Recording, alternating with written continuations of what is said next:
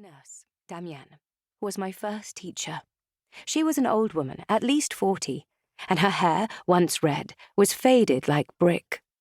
Her eyes were shrewd but tired, and all around her mouth her skin was creased in little lines like unpressed linen. My nurse was stout, her stomach soft, her bosom pillowy.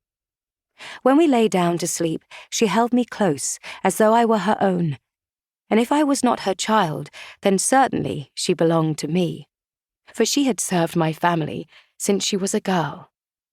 She said my father had been noble, not just in name but on the battlefield. When his horse was killed under him, he fought on with sword and pike until an archer shot him in the neck. Wounded, my father fell, but his men broke off the arrow's shaft and bore him away. In his tent, even as a surgeon cut out the arrowhead, my father demanded to return to fight. "Take me back!" he gasped, while his blood streamed out in rivulets. I imagined his blood, ruby red. As for my mother, she had been a beauty. My eyes were green, but her eyes had been greener. My hair was amber brown, but hers had been gold like winter wheat. My mother's hands were elegant, her fingers long. When she played the lute, her notes were perfect, but her modesty was such that she performed only for her own ladies. As a girl, my mother had been gentle and obedient, but my nurse would do her best with me. Damienne fussed, but she was kind. When I tested her, she forgave me. Only on great occasions did she lose patience. The first time my guardian visited, Damienne's sharp words startled me. After a messenger summoned me downstairs, my nurse scolded, "You aren't fit to be seen. Your slippers are disgraceful." "How are they disgraceful?" I asked, as she helped me into silver sleeves. My nurse sat me down hard and I slumped, offended, but she did not relent. "Sit straight. Do not let your back so much as touch your chair." "Why not? What will happen if I touch my chair?" "No questions."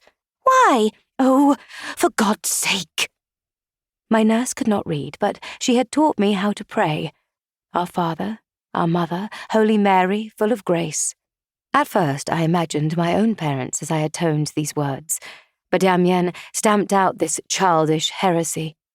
You did not pray to your own father and mother, but to the Father and Mother of the world, the King and Queen who reigned in heaven.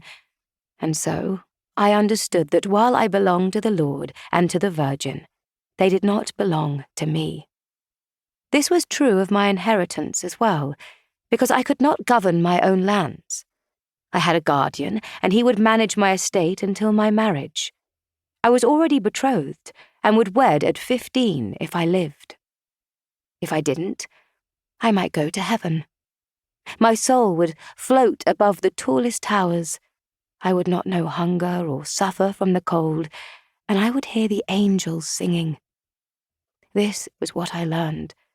But when I wondered, why not die and fly to heaven now? Damienne said, for shame. It was wicked to ask, and what made me think a wicked child could go? One with needlework, so poor and lice crawling in her hair.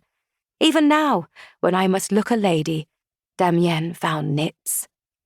Terrible! She pulled them off like tiny burrs. My mother hardly had lice in comparison, but she was herself an angel. I imagined her lice were little angels too.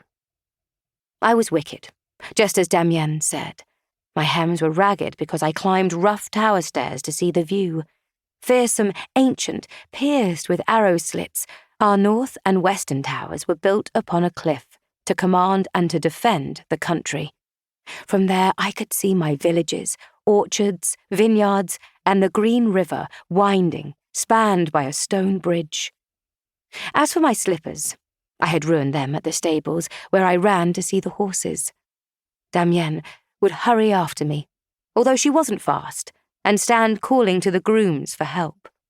Then, thoughtless as I was, I hid. I slipped behind the water troughs and stable doors, but in the end, I followed her inside.